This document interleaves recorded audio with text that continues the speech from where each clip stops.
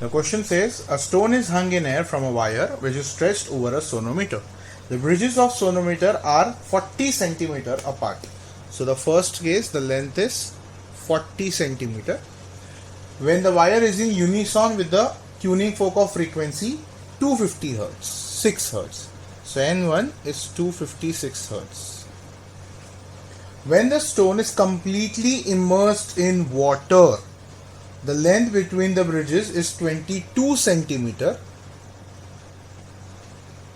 to establish unison, which means N2 is equal to N1.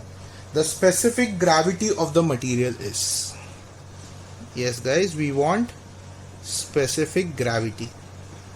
So obviously here T1 is the weight mg and T2 is the weight minus upthrust, because the body or the material has been put inside the water. Now we know N is equal to 1 upon 2L root of T by M, where L is the length, T is the tension, M is mass per unit length of the wire, and N is the frequency.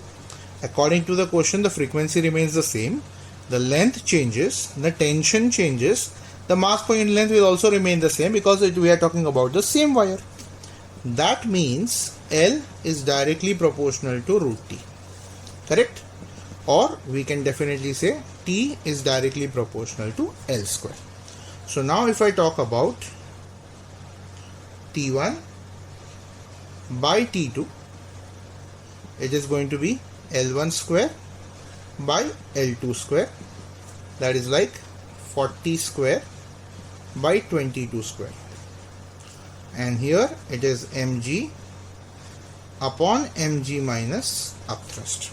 Now please don't try and do the cancellations over here, because if you check the options, it has 40 ka square and for 22 ka square. So we should keep this as it is because we want the specific gravity.